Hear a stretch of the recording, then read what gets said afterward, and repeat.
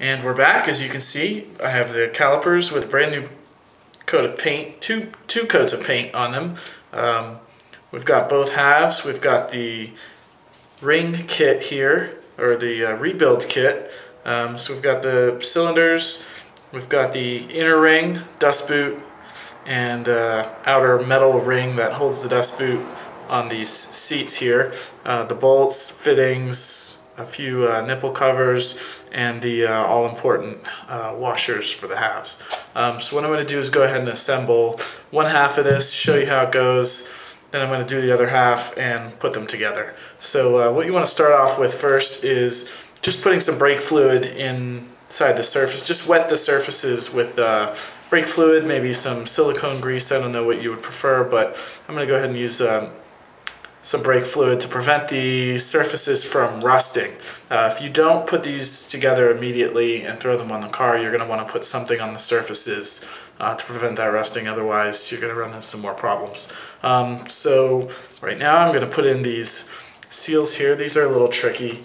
These ring, I don't know what you call these. I don't know the names of all these parts, but I'm going to go ahead and call these the ring seals. And you want to get them squarely in this channel here, and just gently pull them in. Make sure they seat properly, and you may need a little help, but wow, that one went in pretty easily.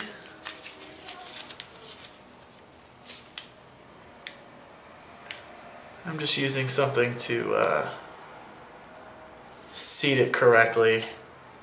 They have a tendency to twist as you're putting them in, but you want to make sure it's in there properly, or else you're going to have no brakes. Okay, so that one's in. I'm going to take one of these cylinders and wet it with brake fluid. Just get the surfaces moist.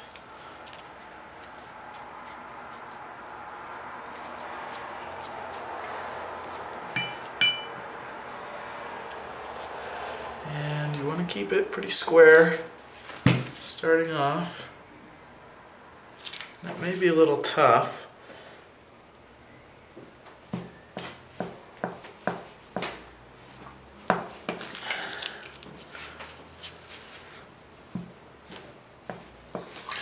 And you may need something to press it together.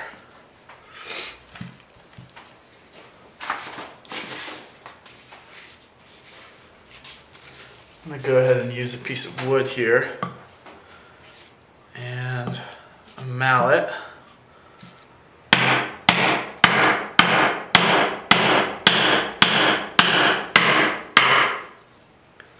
And it's just a little tricky getting it past that initial lip of the rubber seal.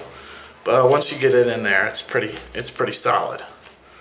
And then you're going to want to take the dust boot, place this over the edge. You want to make sure you get it all the way on the cylinder here. Kind of tough with rubber gloves, but you want to make sure you get it all the way over the lip of the cylinder here. And I'm just pressing gently down with something that won't rip it. And then take your first metal spring clip. I don't know what this is called, but make sure you get, there's an edge here. I don't know if you can see this. There's an edge here on the this rubber boot, and there's also a lip right here, a raised lip that the metal spring sits under. So you want to make sure the metal spring is between the lower surface and the lip of the cylinder wall, the outer cylinder wall. And sometimes it's a little tricky with rubber gloves.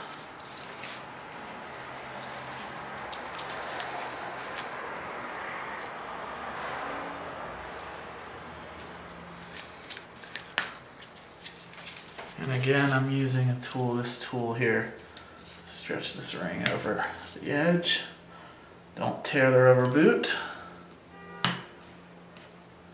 Should gently ease into place. It's not going to be a snap sound or anything. It's just going to kind of wiggle down. And just checking my work. Yep, that's on there. So we're going to go ahead and do this other one. So their inner ring.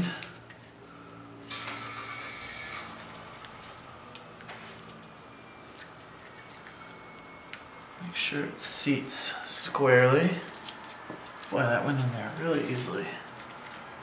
Okay. Get some more brake fluid on a cylinder surfaces.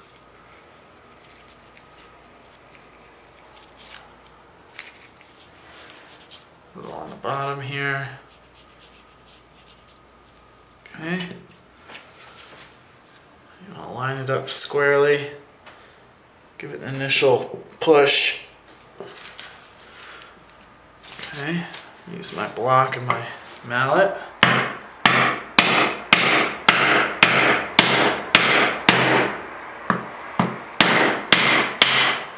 There we go.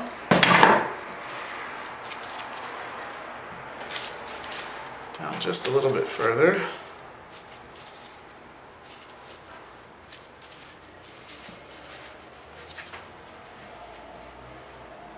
Okay. And the dust boot.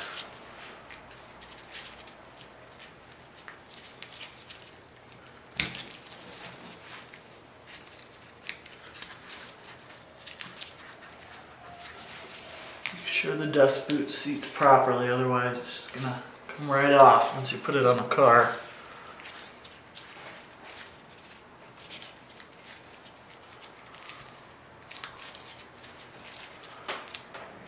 Okay.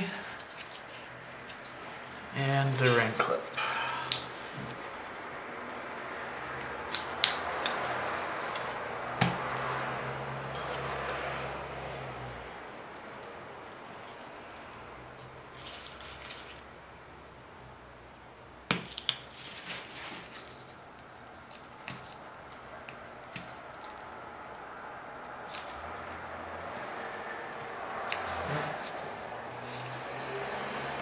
There we go. All right, that's one half. I'm going to go ahead and do the other half. Same thing, and I'll cut to that.